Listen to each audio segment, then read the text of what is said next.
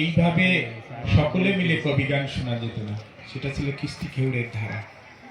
সেই ধারাকে সকলের মাঝে জনসমাজে সমাদৃত করার কাজ যারা করেছিলেন তাদের মধ্যে অন্যতম ছিলেন আমাদের কবি রসরাজ তারক সরকার।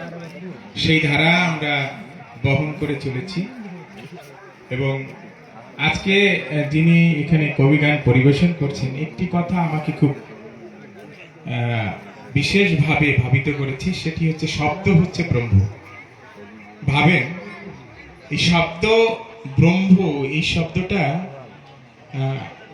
এক কথায় বোঝা যায় এইভাবে যে পৃথিবীর অন্য কোনো প্রাণীর দখলে শব্দ নাই, মানুষের দখলে শব্দ আছে, ভাষা আছে।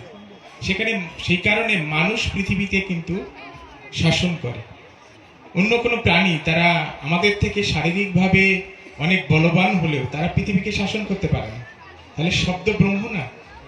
আপনি যদি বলেন যে কিভাবে একটা জাতি জেগে ওঠে শব্দের মাধ্যমে, তার প্রমাণ পাই আমরা 1971 সালে। শুধু একটি শব্দ, জয় বাংলা, এই শব্দ কিভাবে সমস্ত জাতিকে জাগিয়ে তুলেছিল। আমি ঠিক শব্দ হচ্ছে ব্রহ্ম এই কথার পরিপ্রেক্ষিতে এটুকু বললাম।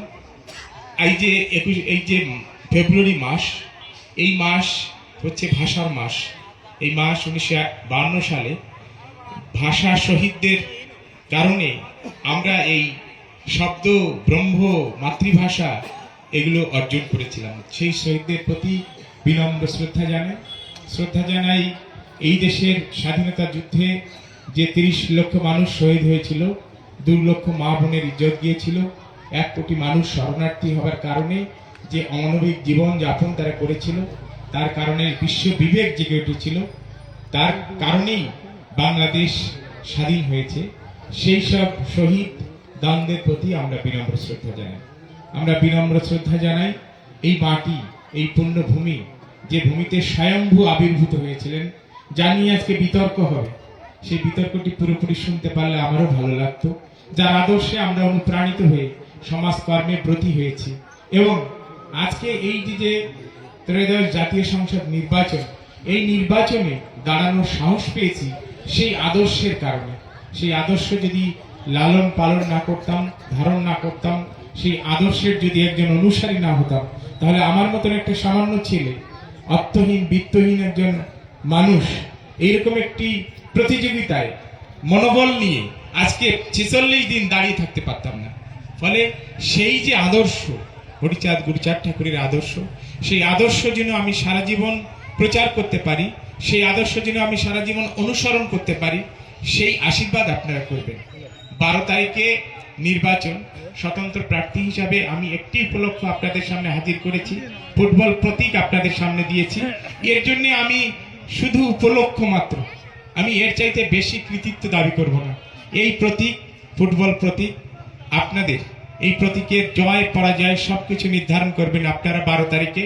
আপনারা গণদেবতা, কিন্তু এই গণদেবতার বেদি মূলে আমি যে প্রার্থনা জানাবো সেটি হচ্ছে, আমি তিল করে নিজেকে প্রস্তুত করেছি এই আদর্শের জন্য। আমার জ্যাঠামশাইয়ের নাম আপনারা জানেন, বীরেন্দ্রনাথ বিশ্বাস। আমার জেঠিমা এই গ্রামেই জন্মগ্রহণ করেছিলেন, শ্রীমতী কণিকা বিশ্বাস, যিনি 1973 সালে নারী সংরক্ষিত আসনে পার্লামেন্টেরিয়ান ছিলেন, এই জাতীয় সংসদের সদস্য ছিলেন। সেই আদর্শ, তার একটি ছোট্ট আত্মজীবনীও আমরা প্রকাশ করেছি। সেই আদর্শ প্রচারের জন্য আমি তিল করে নিজেকে প্রস্তুত করেছি। আপনারা আমাকে আশীর্বাদ করবেন, এই শ্রীধামের মানুষ আমাকে আশীর্বাদ করবেন, আমি যেন এই আদর্শকে সবচাইতে বড় মনে করি। উপলক্ষ যেন আমার কাছে লক্ষ্য না হয়ে যায়। লক্ষ্য তো আদর্শ প্রচার করা, হরিচাঁদ গুরুচাঁদ ঠাকুরের আদর্শ প্রচার করা, বীরেন বিশ্বাসের যাপিত জীবনকে অনুসরণ করা। এই 12 তারিখের নির্বাচন উপলক্ষ, সেটি আমার লক্ষ্য না। লক্ষ্য হচ্ছে হরিচাঁদ ঠাকুর, গুরুচাঁদ ঠাকুরের আদর্শ অনুসরণ করা। আমি নিজেকে একেবারে এই আদর্শ প্রচার করার জন্য নিজেকে সম্পূর্ণরূপে মুক্ত রেখেছি, সংসার জীবনে প্রবেশ করি নাই। আপনারা আশীর্বাদ করবেন। গুরুচাঁদ ঠাকুরের আমলেও কয়েকজন চিরকুমার ছিল, এগুলো নিয়ে হয়তো আপনারা সকলে জানেন। আমি আপনাদের কাছে আশীর্বাদ চাই, আমি যেন এইরকম একটি মুক্ত জীবন নিয়ে এই আদর্শ সারা জীবন প্রচার করে যেতে পারি। আমার শেষ নিঃশ্বাস প্রবাহিত হওয়া পর্যন্ত যেন হরিচাঁদ গুরুচাঁদ ঠাকুরের আদর্শ প্রচারের ক্ষেত্রে আমি যেন কোনো গাফিলতি না করি। উপলক্ষ যেন আমার কাছে লক্ষ্য না হয়ে ওঠে, এই নির্বাচন অবশ্যই, এই নির্বাচনে জয় পরাজয় একটি ফ্যাক্টর। এই নির্বাচনে জয়লাভ করতে পারলে আমি আরো বেশি করে জাতীয়ভাবে আন্তর্জাতিকভাবে এই আদর্শ প্রচার করতে পারবো। কিন্তু আপনাদের কাছে আমি আশীর্বাদ চাই, ফুটবল প্রতীকটা আপনাদের, আমি আপনাদের কাছে আশীর্বাদ চাই, আমি যেন সারা জীবন ঠাকুর হরিচাঁদ গুরুচাঁদের আদর্শ প্রচার করে যেতে পারি। সেই আশীর্বাদ প্রার্থনা করে এখানে যারা পিতৃগণ আছেন, মাতৃগণ আছেন, তাদেরকে প্রণতি জানিয়ে, ভাই এবং বোনেরা যারা আছেন তাদের প্রতি ভালোবাসা জানিয়ে, যারা সন্তান তুল্য আছেন তাদের প্রতি স্নেহাশীষ জানিয়ে, আপনাদের সকলের আবার মঙ্গল কামনা করে, এই জাতির মঙ্গল কামনা করে আমি আমার কথা শেষ করছি। সবাইকে নমস্কার।